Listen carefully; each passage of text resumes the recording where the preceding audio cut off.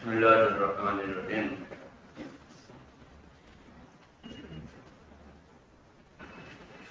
الحمد لله نحمده ونستعينه ونستغفره ونؤمن به ونتوكل عليه ونعوذ بالله من شرور انفسنا ومن سيئات اعمالنا.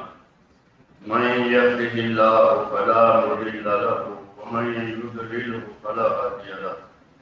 ونشهد ان لا اله الا الله وحده لا شريك له ونشهد ان سيدنا ومولانا محمدا عبده ورسوله صلى الله تعالى عليه وعلى اله وصحبه وبارك وسلم تسليما كثيرا كثيرا. اما بعد فاعوذ بالله من الشيطان الرجيم. بسم الله الرحمن الرحيم. ومن احسن قولا ممن دعا الى الله وعمل صالحا وقال انني صدق الله العظيم.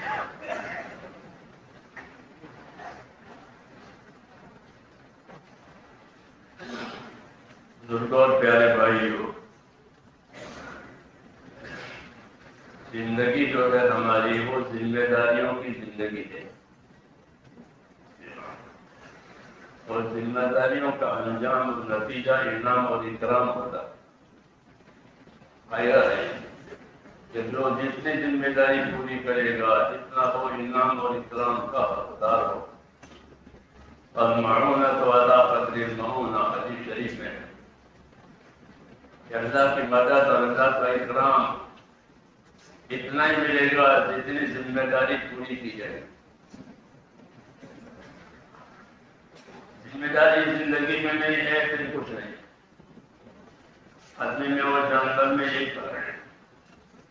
جانور پر کوئی ذمہ داری نہیں، وہ خدمت کے لیے پیدا ہو جائے. ان کو اللہ نے مشقت کیا. مشقت کرنے کا مطلب یہ ہے کہ جو جس کام میں ہے اس کام میں اس کو لگا دیا. اس میں کوئی ہوش خبر نہیں کہ اپنے لائن بدلے، اپنے راہ بدلے. کہ گائے بھینس کو دودھ دینے کے لیے تو دودھ دی کبھی انکار نہیں کرے گی. وہ اس کے پاس نہیں یہ دودھ دے. چاند سورج کو پیدا کیا کہ وہ روشنی دے، وہ اس سے خلاف کری نہیں. اس کو تصویر کہتے ہیں. تصویر کے پابند کر دیا ہے بنوں کے لیے. بہت سی مخلوق ہے جو پابند کر دی گئی ہے ہمارے لیے. یہاں تک کہ سمندروں کو ہمارے لیے پابند کیا. سخر لکم البحر، سمندر کو تمہارے لیے پابند کیا.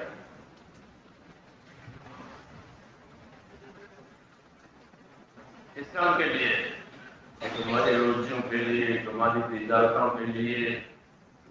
ہاں، جو بندر سے موتی نکالتے ہیں خالی مچھلی نہیں نکالتے. لوگ موتی نکالتے ہیں، موتیوں کی تجارتیں کرتے ہیں، پھر سمندری تجارتیں ہوتی ہیں. مال کا عمل ضرورت ہوتا ہے. سمندر اس کے لیے پابند ہے کہ نہیں کہ جو سمندر میں جائے وہ ڈوبے، کہ نہیں ڈوبا نہیں سکتا. وہ نہیں ڈوبا سکتا جب تک اللہ نہ جائے. پابند ہے. زمین کی تمام کائنات بلکہ آسمان بھی حکمت پر پابند ہے. اس کو تسخیر کہتے ہیں. اللہ نے تمام چیزوں کو تمہارے کام میں لگایا ہے. اور تم کو کس کام میں لگایا؟ کھانے کا بنانے کے کام میں. تم کھاؤ کماؤ. ساری سارے کرنا تمہارے تابع اور تم کھانے کا بھی ہے. یہ تمہاری کوئی عزت ہی نہیں ہوئی. یہ سب کھانا تمہارا تابع اور ہم کھانے کے تابع.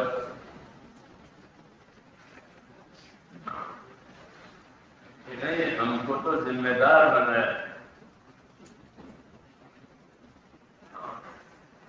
ہم کو ذمہ دار بنایا ہے. ہمارے اوپر بہت سے حالات موقوف ہیں،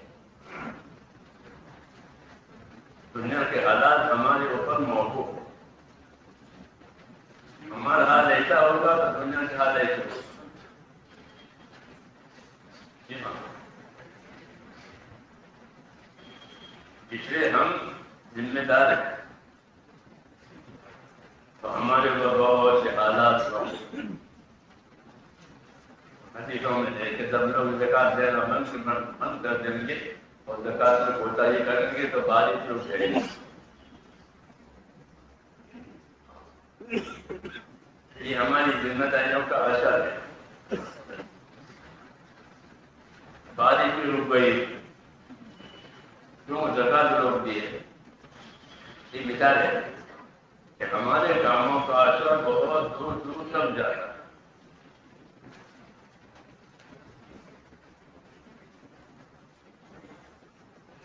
اس لیے ہم کو حق تعالیٰ شان نے ذمہ دار ٹھہرایا.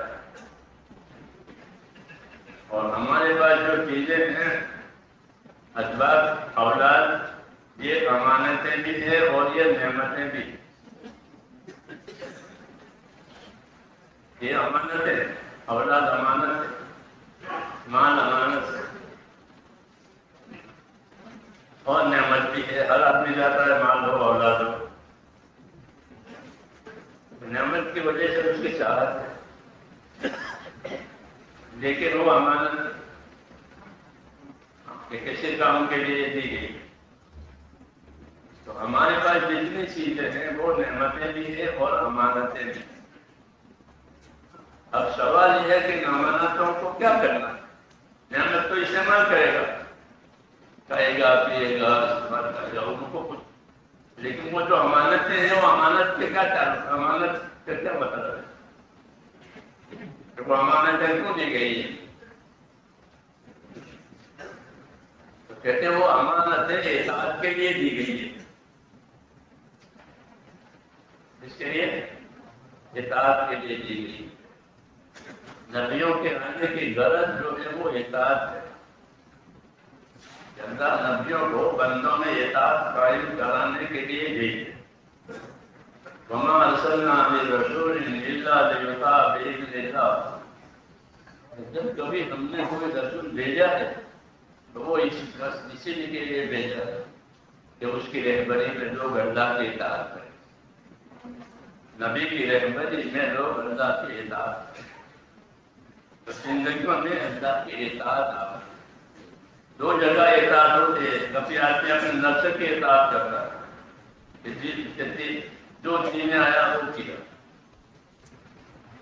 جو جی میں آیا وہ کھایا، جو جی میں آیا وہ استعمال کیا.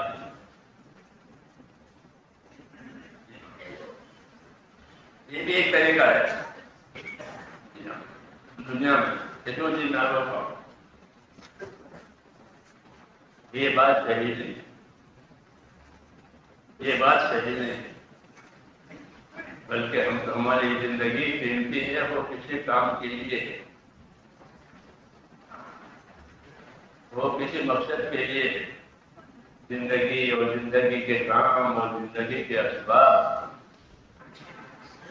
زندگی کے کام، زندگی کے اسباب، یہ تینوں کے تینوں کسی کام کے لیے ہے. اللہ تعالیٰ نے حضور صلی اللہ علیہ وسلم سے یہ کہلوایا ہے، قل ان صلاتی ونسکی ومحیای ومماتی للہ رب العالمین.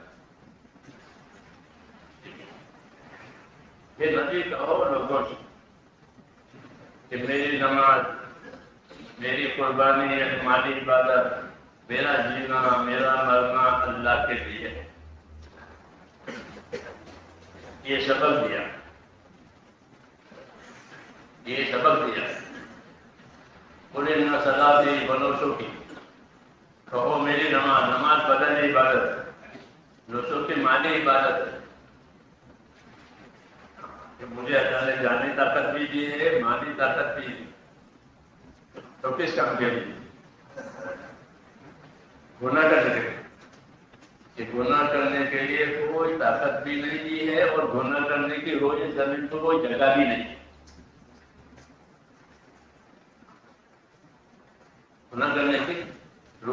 زمین پر کوئی جگہ نہیں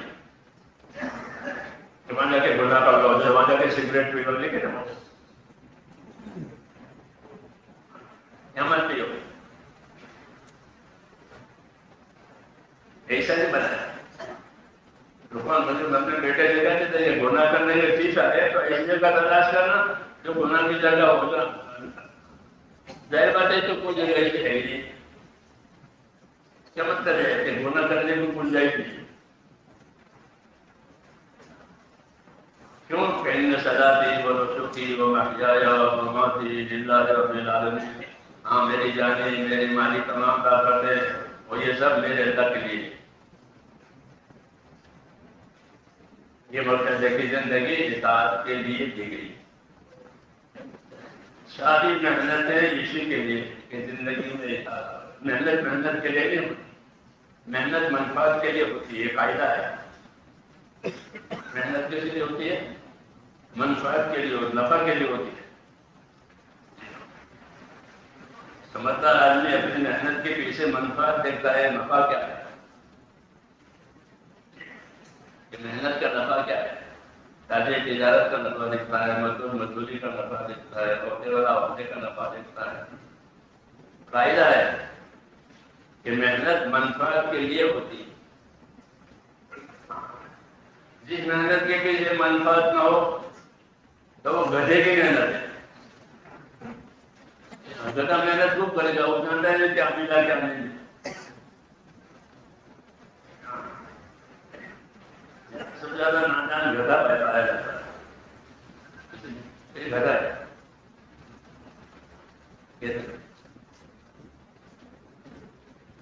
اس کے شعور بہت تھوڑا ہے، تمام نانا ہری بھری جگہ چلے گا، یہ کوڑے میں چلے گا۔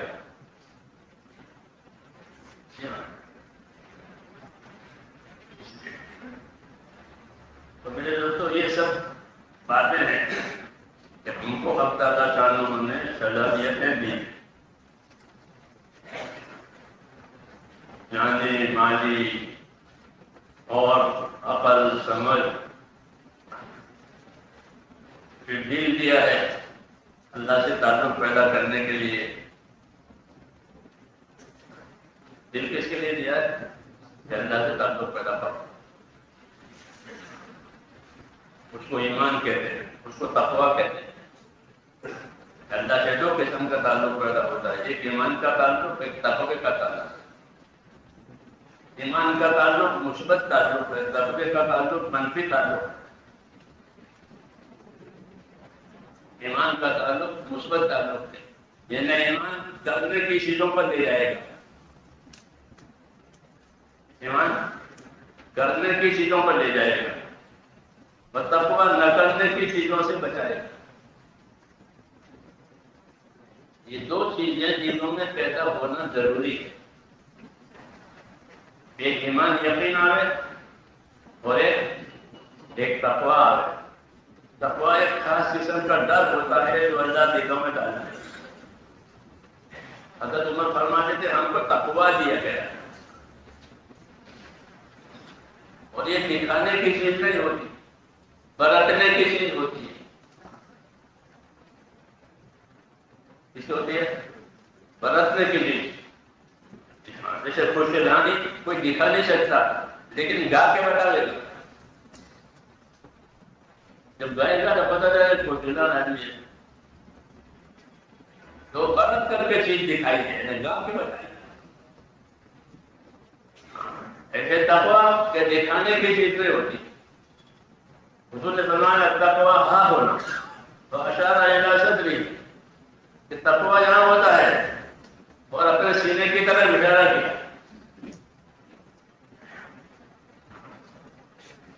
اپنے سینے کی طرف اشارہ کیا ہو، دکھانے کے لیے نہیں، پیدا کرنے کی چیز ہے۔ کیا کرنے کی چیز ہے؟ یہ تقویٰ پیدا کرنے کی چیز ہے۔ امت میں سب سے بڑا متقی ابو بکر ہے، سب سے بڑا تقوی والا۔ وَسَيُجَنَّبُهَا الْأَتْقَى، وہ بڑا پرہیزگار جہنم سے دور کر دیا جائے گا۔ اللہ کہتے ہیں وہ بڑا مددگار کون ہے؟ یہ وہ ابو بکر ہے، حضور کی جگہ کھڑے ہو گئے۔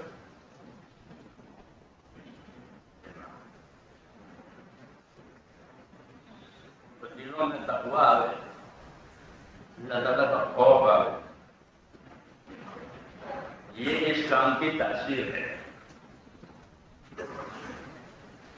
یہ اس کام کی تاثیر ہے کہ اس کام والوں نے یہ کام صحیح طریقے سے رچا اندر، تو اندر تقویٰ پیدا ہوا۔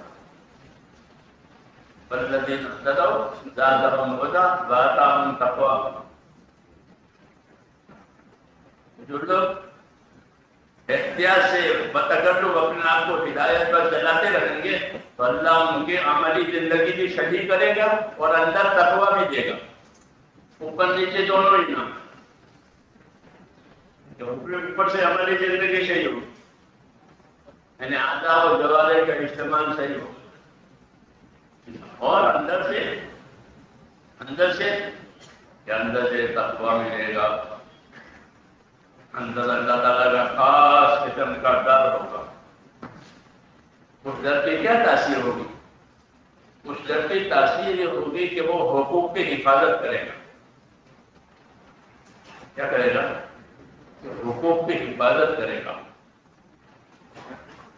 کہ میرے اوپر کیا کیا حقوق ہے۔ حقوق کی حفاظت سب سے پہلا حق ہوتا ہے اللہ کا۔ پہلا حق کس کا ہے؟ پہلا حق قبلہ اول ہے، اللہ سے پہلے کوئی نہیں۔ اللہم انت الاول فلیس قبلک شیء، کہ اللہ آپ پہلے ہیں، کام اللہ ولا میں کوئی شے، کہ اللہ ہی تھا اور کوئی کائنات نہیں، نہ آسمان نہ زمین نہ چاند نہ سورج، کون تھا؟ اللہ تھا، لم یزل ولا یزل، کہ اللہ تھا، پھر نہ کائنات نہ، تو سب سے پہلے اللہ ہے۔ اس لیے ہمارے نبی نے ہمیں رہبری دی ہے کہ یاد رکھو پہلا حق اللہ۔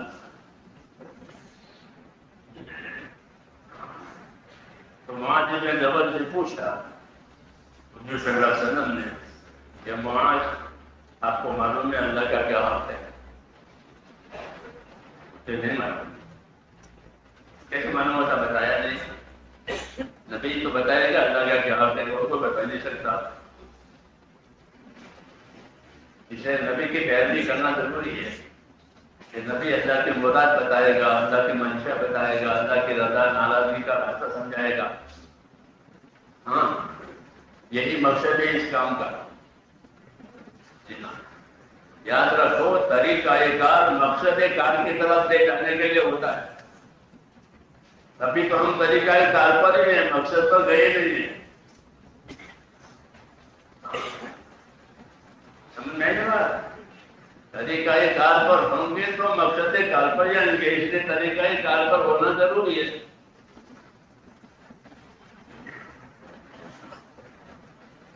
اور مقصد کار کیا ہے؟ کہ اصل مقصد جو ہے وہ تو ہم اپنے نبی کا اتباع کریں، وہ اصل مقصد ہے، اس سے اوپر کوئی چیز نہیں ہے، اس سے اوپر کچھ نہیں۔ ہم اپنے نبی کا اتباع، محنت اس لیے کرائی جاتی ہے تاکہ اتباع کی صلاحیت پیدا ہو۔ جیسے مریض سے ورزش کرائی جاتی ہے کہ بیمار تو ختم ہوئی، اب ورزش کرو، ہڈی تو جڑ گئی ہے، اب ورزش کرو،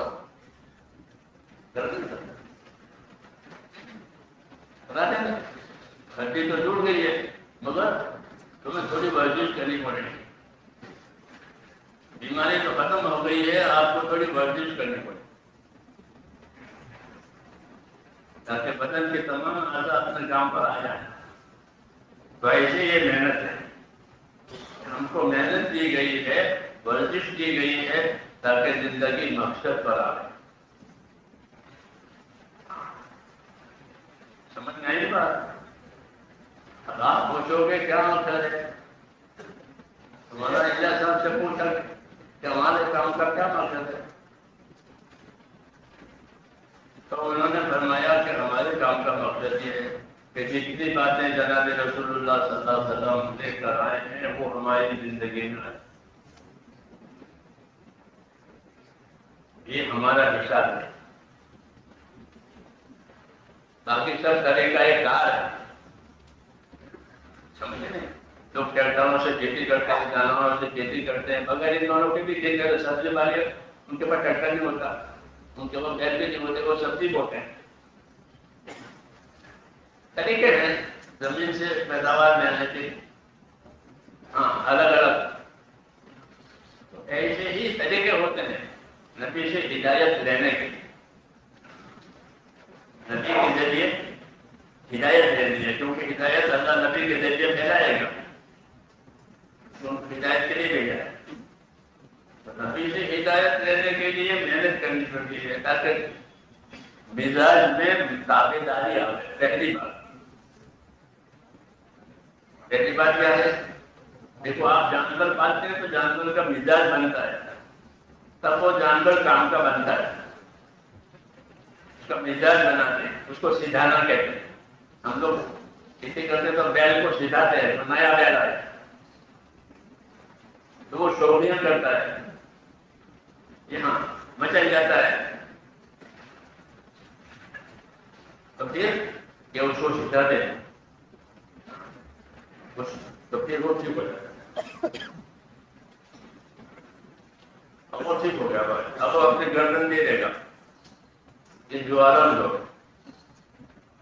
کچھ نہیں کرے گا، امتحان آ گیا، بچہ جاوے تو بوڑھا جاوے تو کچھ چیز پائے جاوے وہ تابع ہو گیا۔ ایسے ہی میرے جو محنت ہوتی ہے وہ محنت ہم کو اللہ کی تابع داری پر ڈالنے کے لیے ہوتی ہے، جس محنت سے اللہ کی تابع داری آسان ہو جائے وہ محنت صحیح، اس کا نتیجہ صحیح، یہ دیکھا جائے گا کہ محنت کے ذریعے سے ہمارے اندر تابع داری بڑھی کہ نہیں بڑھی، یا محنت کر کے رک گئے۔ اس لیے یہ دیکھنا ہوگا کہ جس محنت میں ہم ہیں اس نے ہماری تابع داری کو بڑھایا کہ نہیں بڑھایا۔ جیسے آدمی کاروبار کرتا دیکھتا ہے کہ اس کی مالی حالت بڑھی کہ نہیں بڑھی، ایسے ہوتا ہے کہ بازار میں کمانے والے دیکھتے ہیں کہ مالی حالت اونچی گئی نیچے گئی، اونچی جائے، مالی حالت اونچی جائے بازار میں۔ ایسے ہی میرے دوستوں اس محنت کے ذریعے سے کہ ہماری ایمانی زندگی اونچی ہو جائے، ایسا نہیں کہ بغیر سمجھے چھیریں، جیسے چکی بغیر سمجھے چھڑتی ہے،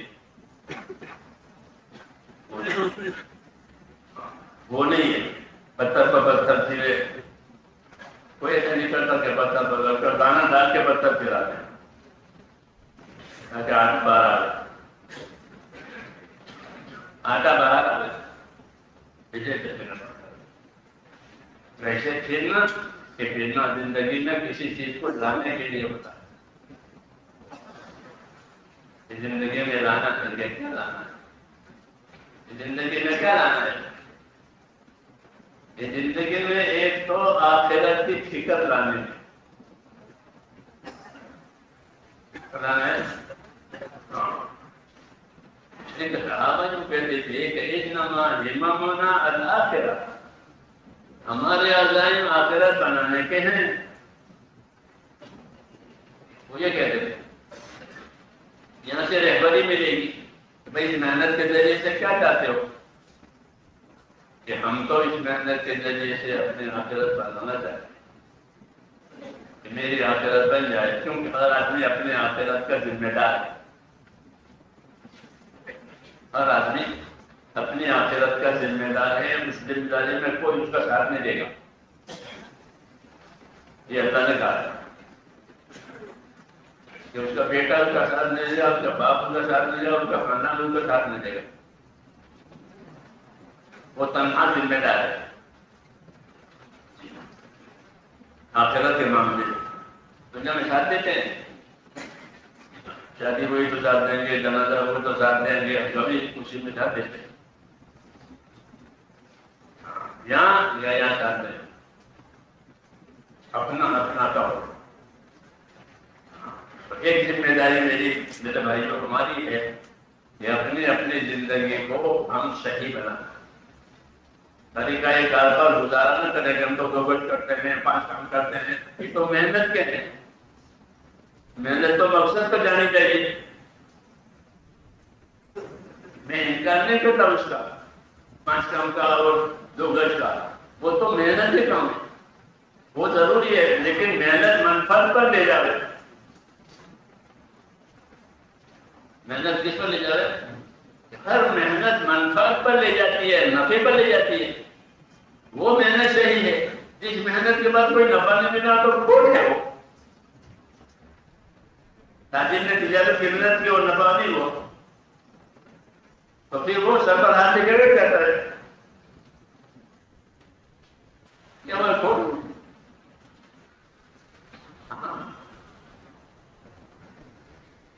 ہماری محنت سے ہمارا نفع ہو،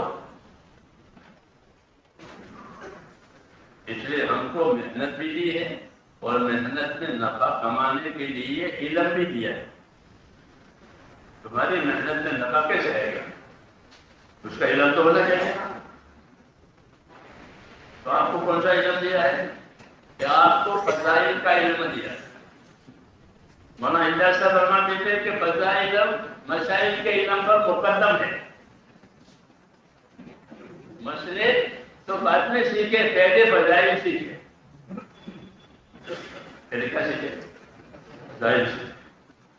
جب فضائل سیکھے گا تو عمل کا شوق پیدا ہوگا، جب عمل کا شوق پیدا ہوگا تو عمل کا طریقہ پوچھے گا۔ تو کسی نے صلاۃ التسبیح کی فضیلت سنائی، تب صلاۃ التسبیح پڑھنے کا شوق پیدا ہوگا۔ اب صلاۃ التسبیح کیسے پڑھ جائے، اس کے پڑھنے کا کیا طریقہ ہے؟ اب طریقہ پوچھے گا۔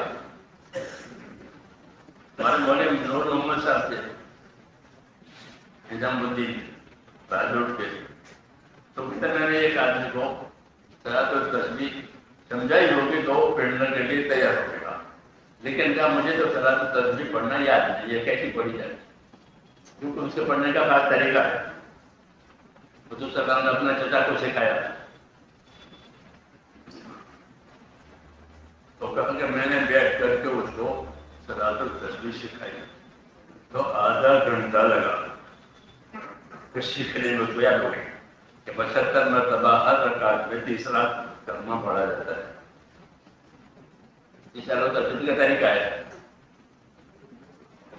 تو آدھے گھنٹے میں وہ سیکھ گیا۔ ہاں، یہ مجھے یاد ہو گئی، میں تو چلا آیا، اپنا کام پورا ہو گیا، جماعت والے چلے اپنا کام پورا کر گھر چلے، ایک مدت کے بعد ملا تو بہت خوش، بہت خوش، بہت محبت کر رہے ہیں۔ کیا ہے آپ نے کو صلاۃ التسبیح سکھائی نہیں کہ روزانہ 2 مرتبہ پڑھتا ہوں، جب سے آپ نے سکھائی ہے۔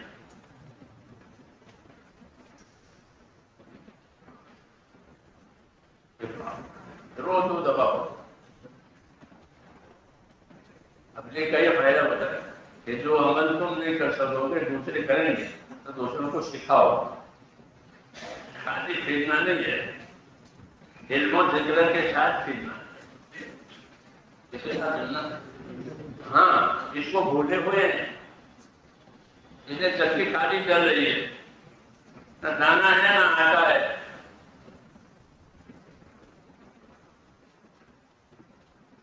جی ہاں، یہ کسر ہے، اگر یہ کسر نہ ہوتی تو حالات بدل جاتے۔ ہم دعوے سے نہیں کہتے، ہم امید سے کہتے ہیں، حالات اچھے نہیں ہمارے، اور سدھر بھی نہیں رہے، اسی وجہ اسے یہ کسر ہے۔ اپنے کام میں کسر ہے، ورنہ حالات بدل جائے۔ حضور صلی اللہ علیہ وسلم مدینے تشریف لے گئے، اپنا کام چالو کیا، مدینے کے حالات بدل گئے. مدینے میں بخار ہوتا تھا پہلے، وہ مشہور تھا، اس کو حما یثرب کہتے تھے. یثرب مدینے کا پرانا نام ہے. یثرب جیسے نظام الدین، نظام الدین کا پرانا نام جانتے ہو؟ آپ کو معلوم ہو گیا. نظام الدین کا پرانا نام غیاث پور ہے، ساری کی کتابوں میں لکھا ہے. جب حضرت کا تذکرہ ہوتا ہے حضرت نظام الدین، کہ حضرت کی پھر تشریف آوری غیاث پور میں ہوئی، پھر آپ کے نام سے نظام الدین ہو گیا. مدینہ یثرب تھا، پھر مدینہ منور ہو گیا. بزرگوں کی باتیں ہیں کہ حضور کے دھرنے سے مدینہ منورہ، اور کسی کہتے ہیں نام ہو گئے طیبہ اور کیا تھا، ورنہ یثرب کا ترجمہ اچھا نہیں ہے، منع کر دیا. کوئی مدینے کو یثرب نہ کہے. تو نام بھی بدل گئے آپ کے جانے سے، اور حالات بھی بدل گئے. یہ جو بخار تھا وہ ختم ہو گیا. پھر جب دین آیا آپ کے دعوت کے مطابق، تو مدینہ والوں کے حالات بھی بدل گئے. جو وہ دشمن تھے وہ بڑے ہو گئے، اور جو دشمن تھے وہ ختم ہوئے. یہود نصارہ وہاں سے نکل گئے، ہونے مجھے صاف ہو گیا. مجھے حالات بدل گئے. تو دین کے کاموں سے اور نبیوں کے کاموں سے حالات بدل رہے ہیں. دینے کے لوگ مالدار ہو جاتے ہیں، وہ الگ ہے. مالداری کے اسباب یہ حالات بدل جائیں گے، کہ وہ حالات پیدا ہوں گے جو لوگ چاہیں. تو اس لیے اس کام کا یہ اثر ہے کہ اس کام کی وجہ سے حالات بدل جاتے ہیں. اجتماعی بھی اور انفرادی، معاشرتی، معاملاتی، تمام حالات بدل جاتے ہیں. اسی صورت کی روشنی ہوئی کہ ہر طرح کا اندھیرا ختم، روشنی روشنی، کہیں بھی جاؤ کہ سورج نکل آیا. ایسے اس کام کی وجہ سے حالات بدل جاتے ہیں، شخصی بھی اور اجتماعی بھی. جہالت ختم ہو جاتی ہے. سب سے بڑا اثر یہ ہے، سب سے بڑا اثر یہ کہ اس کام کی وجہ سے جہالت ختم. جہالت ختم ہونے کا مطلب یہ ہے کہ ہر آدمی اپنے اپنی ذمہ داریوں کو سمجھ کر اس کا پابند ہے. یہ جہالت ختم ہونے کا مطلب ہے کہ ہر آدمی اپنی اپنی ذمہ داریوں کو جان کر کے اس کا پابند ہے. وہ ذمہ داری عبادت کی بھی ہوتی ہے، رہن سہن کی بھی ہوتی ہے، لین دین کی بھی ہوتی ہے. ہر قسم کی ذمہ داریوں کو سمجھ کر اپنے آپ کو اس کا پابند. یہ اس کام کا اثر ہے. تعلیم تجارت میں دین کا پابند، مزدوری میں دین کا پابند، عہدیدار عہدیداری میں اپنا پابند، جو جہاں ہے وہاں پابند ہو جاتا ہے. یہ اثر ہوتا ہے اس کام کا کہ اس کے اندر ایک خاص چیز پیدا ہوتی ہے جس کی وجہ سے وہ اپنی ذمہ داریوں کو سنبھالتا ہے، اپنی لالچ کو چھوڑ دیتا ہے، اپنے ظلم کو چھوڑ دیتا ہے. کیونکہ یہ دو چیزیں ہوتی ہیں، یا لالچ ہوتا ہے، اگر طاقت نہیں ہے تو لالچ، اور طاقت ہے تو ظلم. فساد کے لیے دو بنیادیں ہیں. جو کمزور ہوگا وہ لالچ سے کام کرے گا. جیسے مزدور لالچ سے کام کرے، چوری بھی کر لی، مزدوری بھی کر لی، چوری بھی کر لے اور مزدوری بھی کر لے. کیوں؟ تمہیں دین نہیں ہے، وہ طاقت نہیں ہے، کمزور ہے، بے ایمانی کرے. طاقت ہے تو ظلم کرے. جب دین میں ہوتا تو یہ چیزیں ہوتی ہیں کہ جن میں کمزوریاں ہوتی ہیں وہ لالچی ہو جاتے ہیں، جن میں طاقت ہوتی ہے وہ ظالم بن جاتے ہیں. اور دین آتا ہے تو یہ دین آتا ہے تو سب ایماندار ہو جاتے ہیں، سب ایماندار ہو جاتے ہیں، مزدور بھی ایماندار اور طاقت والا بھی ایماندار کہ مجھ کو اللہ نے طاقت دی ہے، اللہ کی امانت ہے، میرا عہدہ امانت ہے، میرا مال امانت ہے۔ حضور صلی اللہ علیہ وسلم کی ایمان کی دعوت کے ذریعے سے لوگوں میں امانت داری آئی، اور جب امانت داری آتی ہے تو حقوق کی حفاظت ہوتی ہے۔ یہ قاعدہ ہے، یہ کیا ہے؟ یہ قاعدہ ہے کہ جب لوگوں میں امانت داری آئے گی تو وہ حقوق کی حفاظت کریں گے، اس کا یہ ہے، اس کا یہ حق ہے، اس کا یہ حق ہے۔ اور ایمانداری نہیں ہوگی تو حقوق کی پائماری ہوگی، کیونکہ ایمانداری نہیں ہے تو اپنا اپنا مفاد، اپنا اپنا مفاد اور فائدہ۔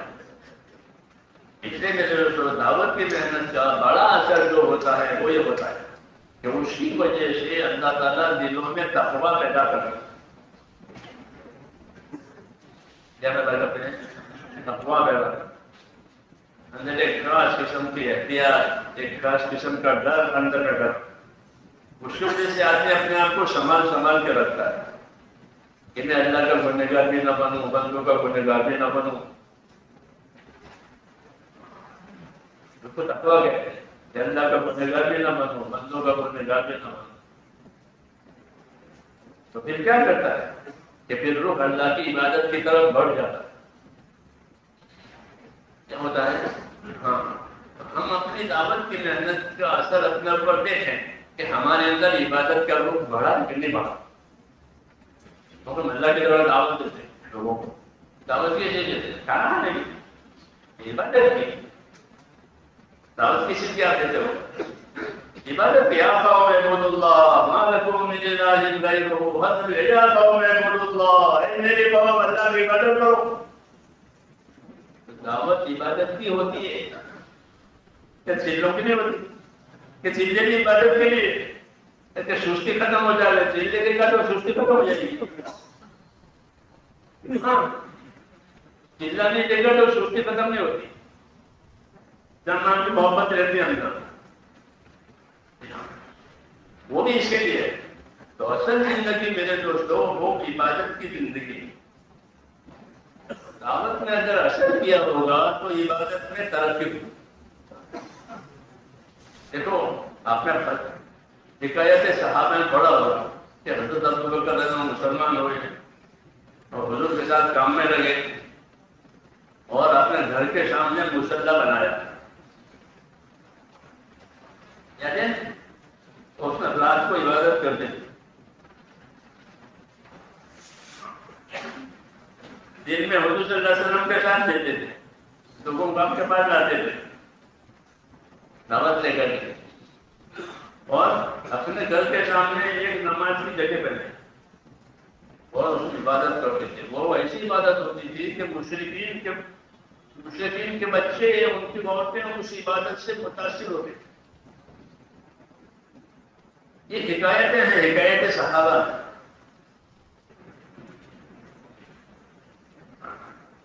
کیا مطلب ہوا کہ ان کی دعوت نے ایک اثر یہ کیا کہ ان کے اندر عبادت کا ذوق، شوق، فکر بڑھ گئی۔ حضرت عمر کبھی رات کو کھڑے ہو جاتے تھے صبح تک،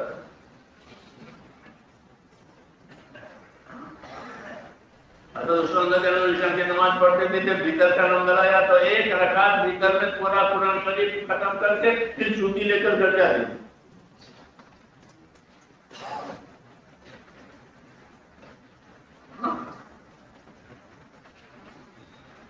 یہ سنایا ہے کہ کہے سارا پڑھنے کے لیے۔ اب دیکھ رہے ہیں ہمارے پر کیا اثر ہوا۔ یہ خالی تاپ کر کے چلے آئے، اب ذرا نا سردی میں تاپنے کے لیے جب تک آپ کے پاس بیٹھا تاپنا، پھر سردی دوبارہ آ جائے گی وقت کے وقت۔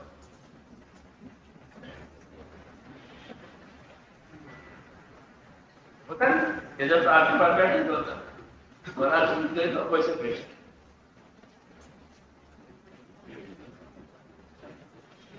اپنے گھر میں نہیں، اپنے گھر میں نہیں ہے، اسی گھر میں ہے۔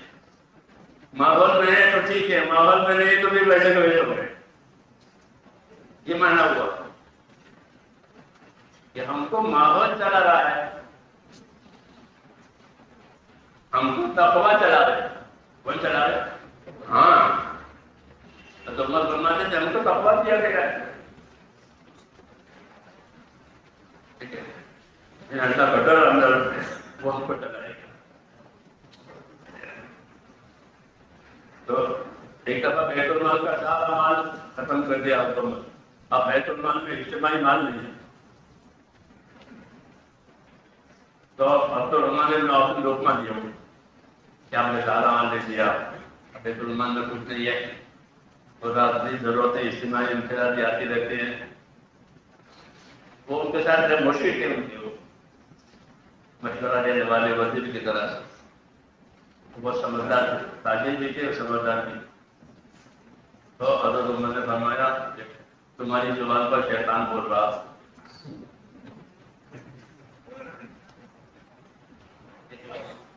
کہ تمہاری زبان پر شیطان بول رہا ہے۔ کیوں کہ اللہ نے ان کو تقویٰ دیا ہے۔ تو کہتے ہیں چلو گا کہ وَمَن يَتَّقِ اللَّهَ يَجْعَل لَّهُ مَخْرَجًا وَيَرْزُقْهُ مِنْ حَيْثُ لَا يَحْتَسِبُ، کہ جس کو اللہ تقویٰ دیں گے تو تقوی سے کیا ہوگا؟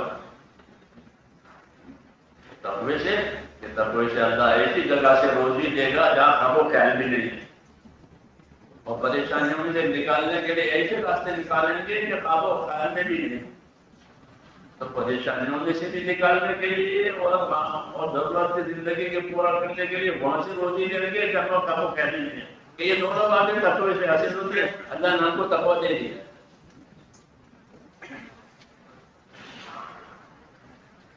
تو اس کام کا معیار بہت اونچا ہے۔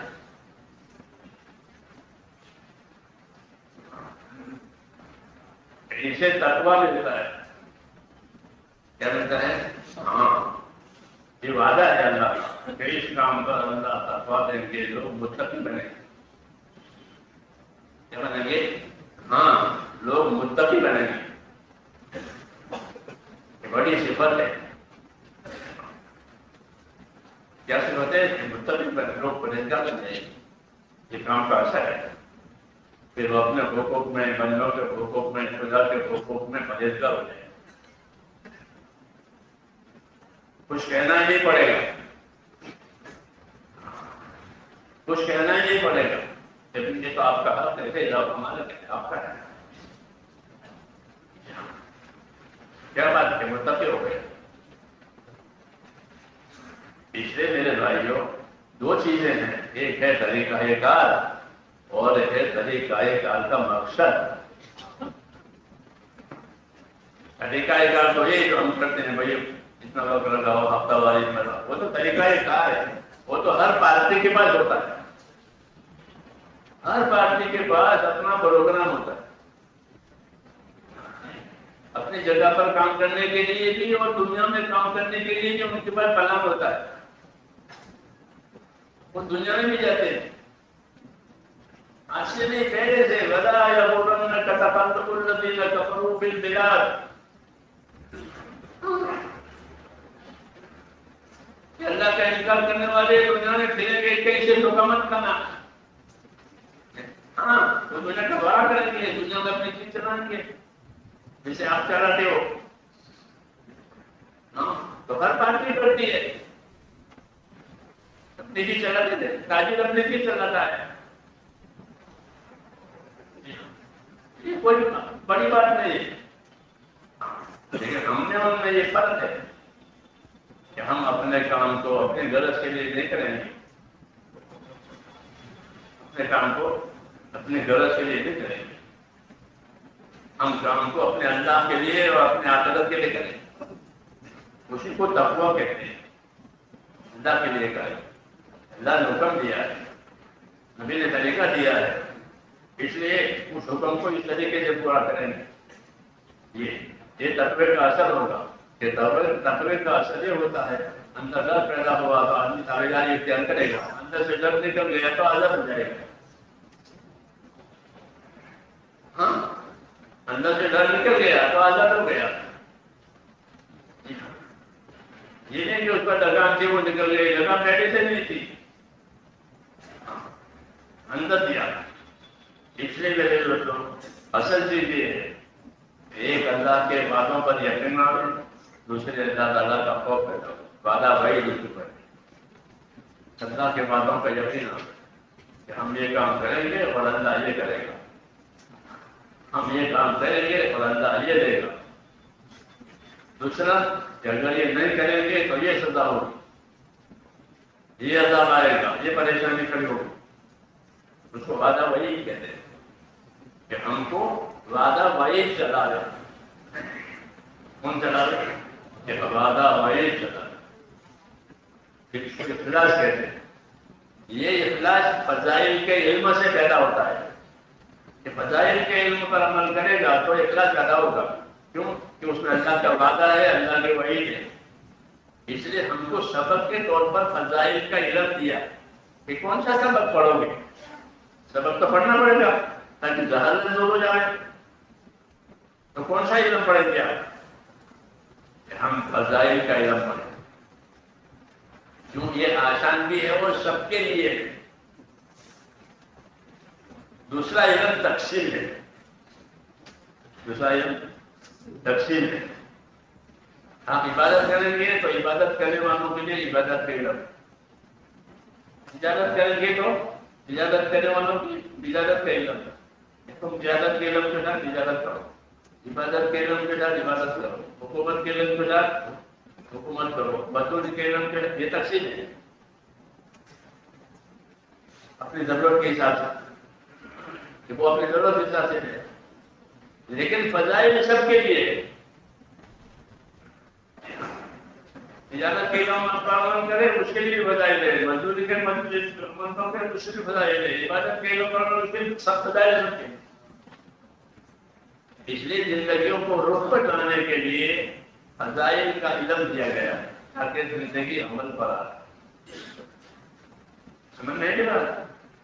اس لیے مستقل آپ کے لیے فضائل کی کتابیں لکھی گئی. ہاں، فضائل کی کتابیں کرنے کے بجائے، نماز کے بجائے روزہ، حج، زکات، قرآن کی فضیلت، کرنے کی فضیلت ہے. ہاں، کیونکہ یہ راستہ ہے. علم راستہ ہوتا ہے، جہالت اندھیرا ہوتا ہے. جہالت اندھیرا رکھا جائے گا اور علم راستہ ہوتا ہے. یہ فضائل کا علم ہر صحابی کے پاس ہوتا تھا. فضائل کا علم ہر صحابی کے پاس. کیوں کہ عمل کرنے کی ضرورت ہے. پھر عمل پر کیا ملے گا ان کو جاننا ضروری تھا کہ وہ عمل پر قائم رہے. اگر ان کو یہ معلوم ہے عمل پر کیا ملے گا تو قائم رہے گا. عمل پر کیا ملے گا پتا نہیں تو عمل پر قائم نہیں رہے گا. کہ عمل پر جگہ لینا ہے کچھ نہیں لگتا ہے. اس لیے فضائل کا علم سب کے لیے ہے. ان پر چلنے کا یہ طریقہ، جو عمل کرو آپ کے سامنے اس کی فضیلت ہے. کہ مسجد کی طرف قدم اٹھیں گے تو ہر قدم پر ایک نیکی ملے گی، ایک خطا معاف ہوگی، ایک درجہ بدلے. مسجد کی طرف جانے سے یہ ایک نیکی ملے گی، ایک خطا معاف ہوگی، ایک درجہ بدلے. مسجد جائے گا تو کہ مسجد میں جائے گا تو اللہ کا مہمان ہو گیا. مسجد میں گیا تو اللہ کا مہمان ہو گیا. ہاں، کہ مسجد میں داخل ہونے والا ہر مسلمان وہ کیا ہوتا ہے؟ اللہ کا مہمان. میرے گھر میں آیا ہے میرا بندہ. تو مہمان آتے ہی اس کے لیے تیاریاں ہو جاتی ہیں اکرام کی. جب اکرام کرنے کا وقت آتا ہے تو وہ اکرام پیش کر. تو مہمان کا اگر مسجد میں جانے والوں کا اکرام ہوتا ہے. جب وہ اللہ سے ملیں گے تو اللہ ان کو اکرام پیش کرے گا کہ آپ میرے مہمان تھے. یہ اکرام یہ طریقہ ہے کہ مسجد میں جانے والوں کا اکرام ہے. جب اللہ سے ملیں گے تو اللہ کا اکرام کرے گا. ابھی تو اللہ سے ملے نہیں ہیں، ابھی تو اپنے بچوں میں لگے ہوئے ہیں، ابھی کس میں ملے یعنی زندہ ہیں، زندہ ہیں، بات بچوں میں ہے، لیکن جب اللہ سے ملیں گے تو اٹھا آئے گا پھر جنات مکرمون، یہ وہ لوگ ہیں کہ جن کا جنتوں میں اکرام کیا جائے گا. جیسے آپ اپنے مہمانوں کو لینے کے لیے جاتے ہیں جی ہاں، تو فرشتے لینے کے لیے آئیں گے کپڑوں میں سے، جی ہاں، تو لے کے جائیں گے، مہمان آ رہے ہیں، مہمان کو لے لو، اللہ کے مہمان یہ فضائل کہلاتے ہیں. کیا کہلاتے ہیں؟ یہ فضائل کہلاتے ہیں، اور یہ حق ہے کہ ایسا ہی ہوگا، ایسا ہی ہوگا، کچھ لانے کی باتیں نہیں، ایسا ہی ہوگا. یا ایھا الناس ان وعد اللہ حق، اے لوگوں یاد رکھو اللہ کا وعدہ سچا ہے، تم کو شیطان دھوکہ نہ دے، کہ تم کو شیطان دھوکہ نہ دے. شیطان کیسے دھوکہ دے گا کہ دنیا کی زینت دکھائے گا، مثلا آرام کا بھی وقت ہے، نماز کا بھی وقت ہے، تو کہے گا کہ آرام کرو، بہت وقت ہے، یہ کہتا ہے کہ بہت وقت ہے آرام کرو، اور خود علیہ کا لے لو کبھی حدیث میں تو کہتے ہیں بہت کار آتی ہے سو آپ آرام کرو، تو آرام کا مشورہ، ہاں آرام کا مشورہ، تو آرام ہو جاتا ہے، اس کے اگر نہیں ہے اس کو سب کرتا قضا ہو گئی نماز، جی ہاں قضا ہو گئی نماز، آرام دو. یہ انعام میں یہ بلکہ یہ دھوکہ ہے، انعام صرف اللہ کے وعدوں میں ہے، اس میں ہے جو اللہ کے وعدے ہیں اسی میں اللہ کا انعام، اور کسی چیز میں باقی سب دھوکہ ہے. دنیا والے بھی دھوکہ دیں گے، شیطان بھی دھوکہ دے گا، آدمی کا نفس بھی دھوکہ دے گا. جی ہاں، تو اللہ کے راستے میں نکلنا کہ ان تمام چیزوں میں سے نکلنا، نفس میں سے نکلنا، دنیا میں سے نکلنا، شیطان کے دھوکے میں سے نکلنا، اللہ کے راستے میں نکلنا، یہ ان چیزوں میں سے نکلنا. اب دھوکہ نہیں کھائے گا، بلکہ اللہ کے راستے میں نکل کر جب اللہ کا کام کرے گا تو اللہ اس کو اپنا تقویٰ دے گا. کیا دے گا؟ ہاں، اندر تقویٰ دے گا، باہر رہبری کرے گا. دو انعام ملے گا، اندر تقویٰ ملے گا اور باہر اندر رہبری کرے گا کہ یہ کرو، یہ کرو، یہ کرو، یہ کرو. والذین زادہم ھدی وآتاہم تقوی، جو ہدایت پر بتکلف چلیں گے اللہ ایک تو ان کو رہبری کریں گے کہ یہ کرنا ہے، یہ کرنا ہے، یہ کرنا ہے، رہبری کے اسباب پیدا ہو جائیں گے. اور اندر کے اندر تقویٰ ملے گا تو بے وصولی نہیں کرے گا. جتنا تقویٰ ہوگا اتنا وصول پر ہوگا، جتنا تقویٰ ہوگا اتنا وصول پر ہوگا. وصول پر زندگی گزارنا، محنت میں وصول، اور عبادتوں میں اور تمام چیزوں میں رسول صلی اللہ علیہ وسلم کی سنتوں پر کا پابند بنا. زندگی صحیح ہو گئی اس محنت کے ذریعے، یہ تو زندگی سنت پر آ کر رکے گی، رکے گی سنت پر آ کر رکے گی. یہ چیز سنت ہے، یہ چیز سنت ہے، یہ چیز سنت ہے. اس لیے ہماری اجتماعی محنت نصرت کے لیے ہے اور انفرادی اتباعی سنت کے لیے ہے. اجتماعی طور پر ہر آدمی نصرت کرے، لیکن اپنی انفرادی زندگی میں ہر آدمی سنتوں پر عمل کرے. یہ طریقہ ہے، اس کی طرف دھیان نہیں ہے، اس کی طرف دھیان نہیں ہے. اجتماعی میں نصرت کرو، وہ ہو رہی ہے الحمدللہ، اگرچہ اس کے لیے اور بھی ضرورت ہے، لیکن باہر وہ ہو رہی ہے. کسی درجے میں نصرت، دوسری درجے میں کہ سنت کی پیروی کیا کرنا کہ صبح سے شام تک کیا سنتیں ہیں وہ زندگی میں لاؤ. نہیں جانتے ہیں تو کہ میں تو جانتا نہیں، تو دنیا کا کام ایسا کرتے ہو، کہ میں تو جانتا نہیں ہوں. کیا کرتے ہو؟ پوچھتے ہیں لوگوں سے پوچھتے ہیں پوسٹ آفس کہاں ہے, ڈاکخانہ کہاں ہے, ایمبیسی کہاں ہے, پوچھتے ہیں. دین کو پوچھو سنت کیا ہے. فَاسْأَلُوا أَهْلَ الذِّكْرِ إِن كُنتُمْ لَا تَعْلَمُونَ. پر کیا ہے کہ جاننے والوں سے پوچھا کرو, اگر تم جانتے نہیں ہو تو. نہ جاننے کی وجہ سے جاننے کے لیے پوچھنا یہ بھی تبلیغ ہے. گونگے پھرتے رہنا غلط عمل کے ساتھ یہ تبلیغ نہیں ہے. یاد رکھو, خالی چکر لگانے کا نام تبلیغ نہیں ہے. تبلیغ کے دو پٹڑی ہیں, ایک علم و ذکر, ایک علم ایک ذکر. تبلیغ علم و ذکر کے ساتھ. علم و ذکر کا کیا مطلب ہے کہ اللہ نے کیا حکم دیا ہے, نبی نے کیا طریقہ دیا ہے, یہ علم و ذکر.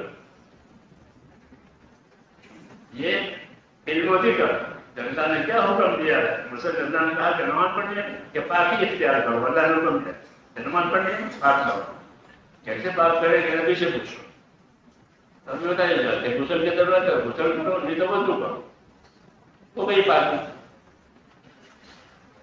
یہ ہو گئی پاکی. کہ نماز پڑھنا ہو تو پاکی اختیار کرو. باقی کیسے تو نبی کہے گا کہ غسل کی ضرورت ہے تو غسل کرو, اور غسل والے ہو تو وضو کرو. یہ طریقہ ہو گیا.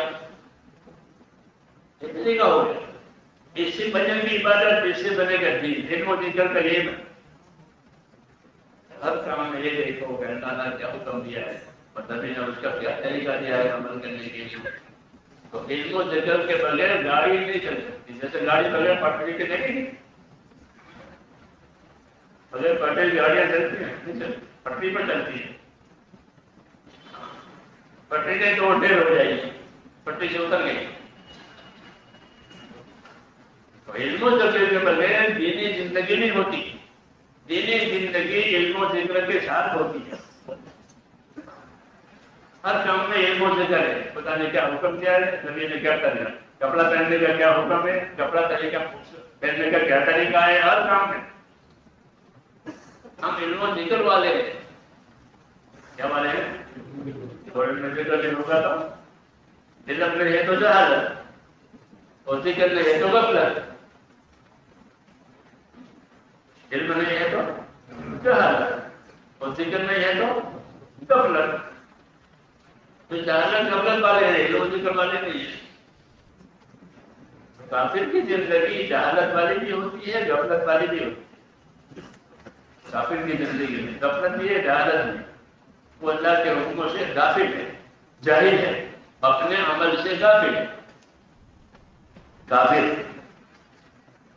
اللہ کے حکموں سے جاہل ہے اور اپنے عمل میں غافل. لِتُنذِرَ قَوْمًا مَا أُنذِرَ آبَاؤُهُمْ فَهُمْ غَافِلُونَ. تو ہم نے بھیجا ہے تاکہ ان لوگوں کو اللہ سے ڈراؤ جن کے باپوں کو بھی کسی نے نہیں ڈرایا اللہ سے, اور یہ غافل ہے. ان کی غفلت دور کراؤ. تو نبی آ کر کے جہالت غفلت دور کراتا ہے. علم و ذکر دے کر جہالت غفلت, علم سے جہالت دور ہوگی اور ذکر سے غفلت دور ہوگی. یہ پہیے, یہ پٹری ہے لوگ ایمانی زندگی. کہ مسلمان ایمانی زندگی گزارے گا یا علم و ذکر پر زندگی گزارے گا, جہالت غفلت پر نہیں گزارے گا. اس لیے اللہ کے راستے میں پھرتی ہوئی یہ صفتیں ہمارے اندر آ رہی. علم آ رہے, ذکر آ رہے. سب سے پہلے فضیلت کا علم آ رہا, سب سے پہلے کیا آ رہے, فضیلت کا علم. یہ آسان ہے. پہلے فضیلت کا علم لو تو عمل کا شوق پیدا ہوگا, گناہ کا خوف پیدا ہوگا. فضائل سے دو فائدے ہوتے ہیں, عمل کا شوق, گناہ کا خوف. تو گناہ سے بچے گا. تو اس میں عذاب کی باتیں ہیں, فضائل میں ثواب کی باتیں نہیں ہیں. ثواب کی باتوں سے کرنے کے کام زندگی میں آئیں گے, عذاب دیکھنے سے نہ کرنے کے کام چھوٹ جائیں گے. اسے فضائل کو رکھا ہے. فضائل سے فائدہ اٹھاؤ. فضائل کا فائدہ تعلیم کر کے ممبر پر رکھ دو. تعلیم کر کے کتاب ممبر پر رکھ دو. ہاں یہ معمول ہے. ہم تو بمبئی میں جاتے تھے تو یہ بمبئی والے ہم کو کہتے تھے فضائل سے فائدہ اٹھانے کا طریقہ یاد ہے تو فضائل سے فائدہ اٹھانے کا طریقہ بتاؤ.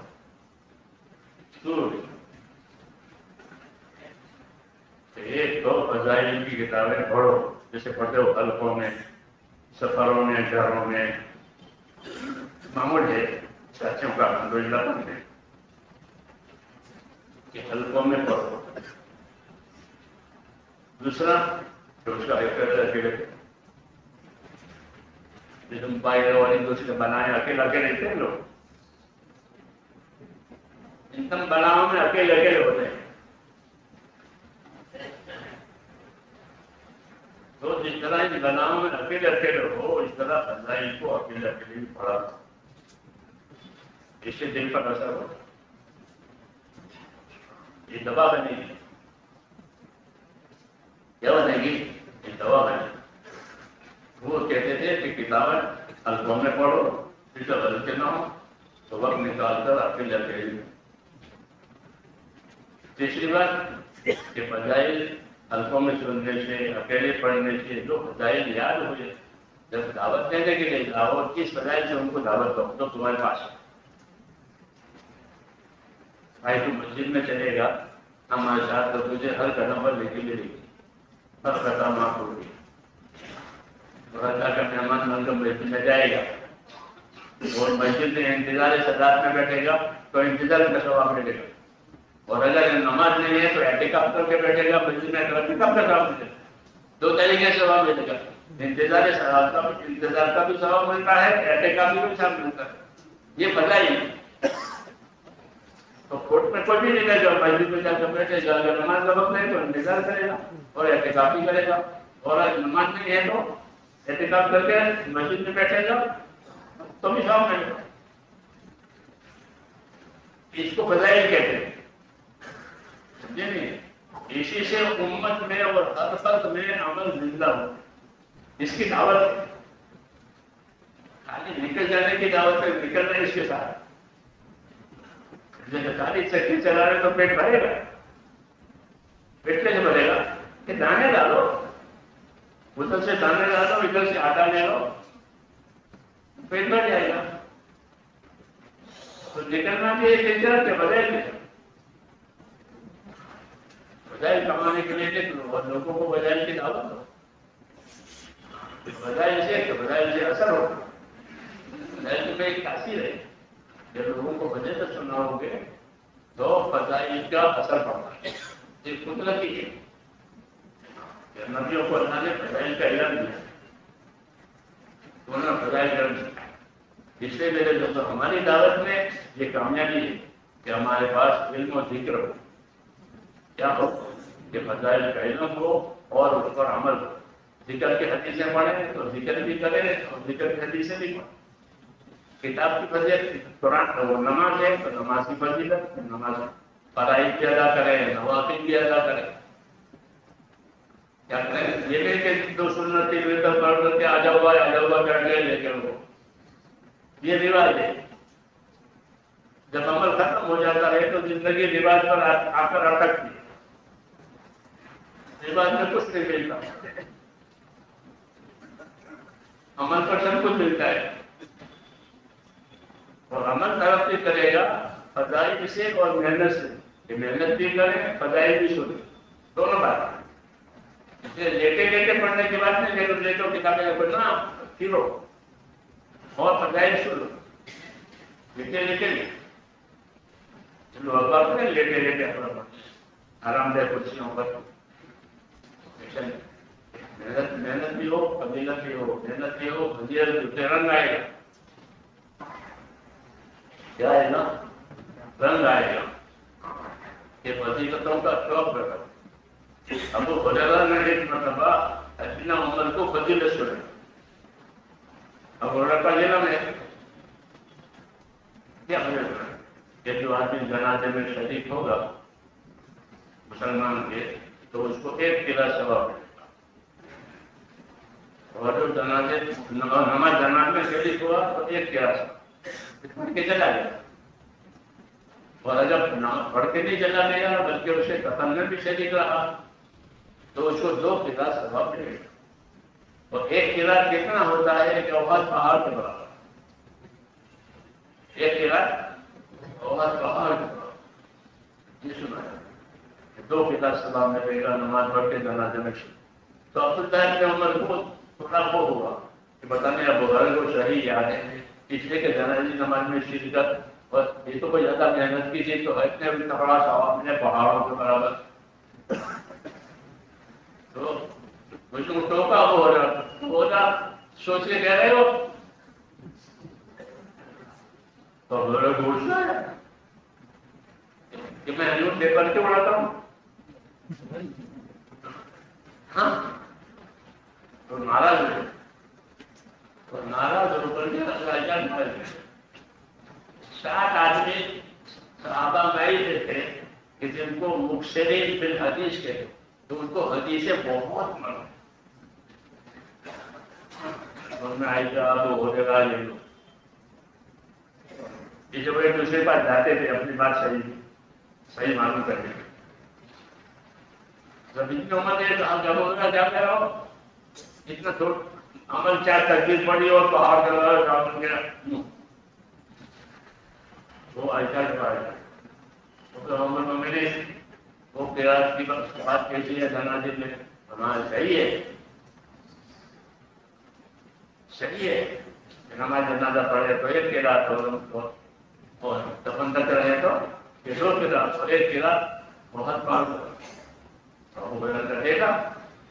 میں تم لوگ تو تجارتوں میں کروڑوں میں چلے جاتے تھے، میں نہیں جاتا تھا. میں تو بھوکا پیاسا نہیں کسی کے لیے پڑھا لیتا تھا. اس لیے مجھے وہ باتیں معلوم ہے جو آپ کو نہیں معلوم ہے. تو یہ علم و ذکر کا اثر ہے، فضیلت ہے ایک دوسرے کو یاد دلا. یہ صحابہ میں یہ مزاج تھا ایک دوسرے سے فضیلتیں جانیں تاکہ عملی زندگی بنے. کیا بنے؟ ہاں عملی زندگی بنانے کے لیے فضیلت کے علم کو بہت بڑا اثر بھی ہے دخل بھی. جب فضائل کا علم نہیں ہوگا تو اثر دخل نہیں ہوگا، رسمی طور پر کچھ ہو جائے گا. ہماری دعوت کی زینت ہے کہ ہمارے پاس فضائل کا علم ہو اور عبادت کی کثرت ہو. آج تو یہ باتوں میں کمی ہو گئی. جی ہاں کیونکہ ہم تو ہیں یہ ہو گیا ہے. دوسرے 17 رکعت نماز پڑھتے وہ جو نماز پڑھتے ہیں ہماری مسجد میں دلی کے نمازی لوگ وہ 17 رکعت پڑھتے ہیں وہاں. یہ حضرات 9 پڑھتے ہیں. اور ہاں یہ 9 پڑھتے ہیں وہ 17 پڑھتے ہیں. وہ تقریب میں نہیں جاتے شہر کے نمازی ہیں. وہ ہماری جماعت 9 پڑھتی ہے. جو سنت 3 تک آ جاؤ یہ رواج ہے. اور یہ رواج ہے، رواج پر کچھ نہیں، اس لیے کچھ نہیں ہو رہا ورنہ تو اس کام سے حالات بدل جائیں، بیماریاں دور ہو جائیں، پریشانیاں ختم ہو جائیں، حیات طیبہ بھی رہے، پاک زندگی بھی رہے. بات ہے اللہ ہم پاک زندگی جینے کے لیے جائیں گے جو پریشانیوں سے گناہوں سے ہر سے ہمیں پاک ہو. یہ بات ہے لیکن چونکہ ہماری بات ادھوری ہے وہ اس کی طرف توجہ نہیں ہے اس لیے کی طرف توجہ کریں گے. ہماری محنت سے ہماری اپنی زندگیوں میں اعمال بڑھ جائے. یعنی کہ لوگوں کو کہنے کے لیے گئے تو اپنے آپ کو بھی بھول گئے. ہاں اپنے آپ کو بھول کر تبلیغ کرنی نہیں ہے، وہ دوسری لائن ہے کہ اپنے آپ کو بھول کر لوگوں سے کہیں، وہ دوسری لائن ہے. یہاں اپنے آپ کو بھول کر کرنے کی اجازت نہیں. اپنے آپ کو یہ بھول گئے لوگوں کو کہنے لگے. اس لیے ہماری محنت سے ہماری زندگی میں یہ چیزیں بڑھے، عبادتیں بڑھے. صحابہ کے بارے میں کہا تراہم رکعن سجدن جب تبون فضلا من اللہ والرضوان کہ تم اصحاب محمد کو دیکھو گے تو کس حال میں ضرور کہ رکوع کرنے والوں میں پاؤ گے، سجدہ کرنے والوں میں پاؤ گے. یعنی عبادت گزار ہوتے ہیں. اور صحیح فرماتے ہیں کہ ان کے پیشانیوں پر ایسے نشان پڑ جاتے تھے جیسے بکری کے گھٹنوں پر. بکری کے گھٹنے دیکھا ہے اپنا اب جا کے دیکھنا. بکری کے گھٹنے اگلے پاؤں کے ٹیٹے موڑ ٹیکتی ہے زمین پر. تو دیکھنا کیسے نشان پڑ گئے. سجدوں کی کثرت کی وجہ سے ان کی پیشانیوں پر ایسے نشان پڑ جاتے تھے جیسے بکری کے گھٹنوں پر. جتنی کثرت سے سجدے ہوتے تھے تو ہم یہ تو نہیں کہتے اتنی کثرت سے سجدے کرو ہماری طاقتیں نہیں ہے، لیکن پھر بھی کچھ نہ کچھ زیادہ تو ہونے چاہیے. فرائض بھی نوافل بھی، اور جن کی جن میں فرائض باقی ہیں، بہت سی نمازیں باقی ہیں لوگوں کے دل میں تقریب میں نکلنے سے پہلے کی، اس کا تو ادا کرنا فرض ہے. تقریب سے پہلے نمازی نہیں تھے، اب ہو گئے تو وہ نمازی میں ان کے دل میں باقی ہے، اس کی ادائیگی فرض ہے. اس کی ادائیگی یہ فرض ہے. ایسے نماز بھی، ایسے زکات بھی، ہر چیز. جسے پہلی حدیث فضائل کی کتاب میں پہلی حدیث ہے نا، کون سی ہے کہ بنیاد اسلام والا خمسی، کہ اسلام کی بنیاد کلمہ نماز زکات. یہ پہلے پانچ مسلمانوں میں آنی چاہیے، یہ تبلیغ کا مقصد ہے. مسلمان ایمان والا، مسلمان نماز والا، مسلمان زکات دینے والا، روزہ والا. یہ پانچ چیزیں جو مسلمانوں میں زندہ کرنے کے نماز کی محنت ہے. ہم غیروں میں کچھ نہیں کرتے، ہم تو ان کے یہ پانچ ارکان والی بن جاتے ہیں تو ان کا اسلام ٹھیک ہو جائے گا. یہ کام ہے. اس لیے میرے بھائیوں نے چیزوں کا خود بھی اہتمام کرنا ہے کہ دعوت کا اثر ہماری زندگی پر ہو. دوسرا دوا کھاتے ہو تو دوا کا اثر آپ کی زندگی پر ہوگا. دوا ایسے ہی دعوت کہ دعوت کا اثر ہماری زندگی پر آ رہا. نہیں تو ماحول میں چل رہے ہیں، تو ماحول نہیں ہے تو کچھ نہیں ہے. یہ بات ہے، سمجھ میں نہیں آ رہا. اس لیے یہ چیزیں اپنی زندگی میں پیدا کرنی ہیں. اسی کے لیے جمع ہوتے ہیں، اسی کے لیے پھر پھیل بھی جاتے ہیں دنیا میں کہ یہ چیزیں زندگی میں جو پہلے نہیں تھی وہ آ. جان مال کو امانت سمجھنا اس کام کا اثر ہے کہ جتنی تبلیغ ہضم ہوگی اتنی اپنی جان مال کو یہ امانت سمجھے گا کہ میرے پاس اللہ کے جان ہے اور اللہ کا مال ہے، یہ امانت، اور یہ حقوق ادا کرنے کے لیے بھی یہ مزاج بنے گا کہ اپنی جان مال کو حقوق ادا کرنے کی چیز سمجھے گا، عیش کرنے کی چیز نہیں ہے. حقوق ادا کرنے کے لیے بھی ہے کہ یہاں حقوق ادا کرو اور وہاں اللہ کا ایمان کرم جنت میں، جنت کی امید پر کام کرو. اس لیے فضائل سناتے کیا سناتے ہیں؟ فضائل یہ ملے گا، یہ ملے گا، یہ ملے گا. آج عمل کرنا ہے، کل کو لینا تو کریں گے انشاءاللہ. اللہ تعالیٰ